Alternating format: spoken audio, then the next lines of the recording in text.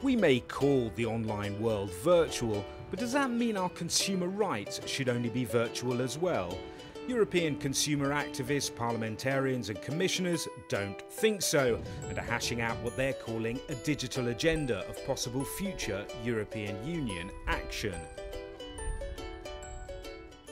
The aim of Europe's digital agenda is to apply some of the consumer rights that we take for granted in the real world and extend them to the online world, to digital products and software. If you buy something in a shop and you're not satisfied with it, you take it back to the shop and you get your money back.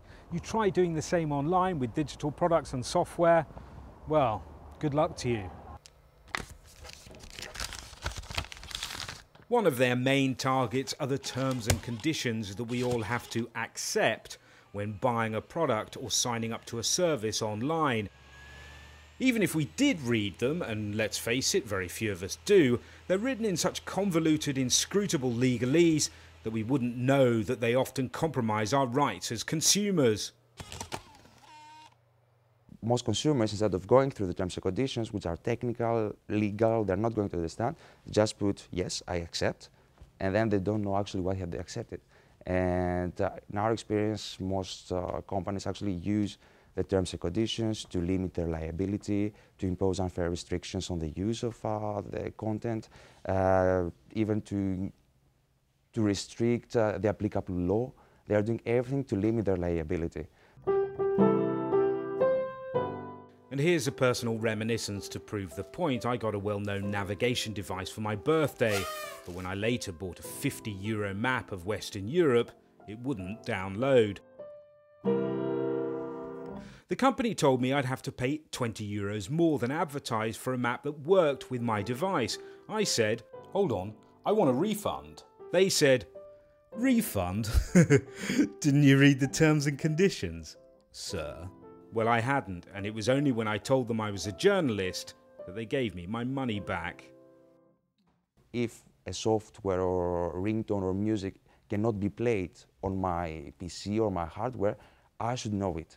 There should be a clear indication from the beginning saying, watch out, this software is compatible only with this and that. We're not talking about general warning saying, watch out, there might be a problem of a lack of interoperability. There should be clear indication what it's compatible with, can I use it, what can I do with it. But the digital agenda is not without controversy. Software manufacturers say they could be made liable for bugs and compatibility issues that are impossible to anticipate or fix. A computer program, by definition, works in an environment. It works with other components, other pieces of software. How can you take responsibility for the interaction of your piece of software with other third parties' components? This is not the case. If you buy a car or a fridge, it's not going to be upgraded in 6 months. It's not going to be a new component that comes into play. It's a complete different beast. While consumer rights activists say they're only concerned with the Microsofts and Apples of this world, small software producers such as Benjamin Henrion fear a law change will hurt their business. Like many small developers, he uses open source code as a resource to build his software for business clients. If there's a bug in the open source, he won't always know about it and can't afford to get sued. Most of the time you don't review code you use, especially if you use libraries, which means that code you can integrate easily in your software.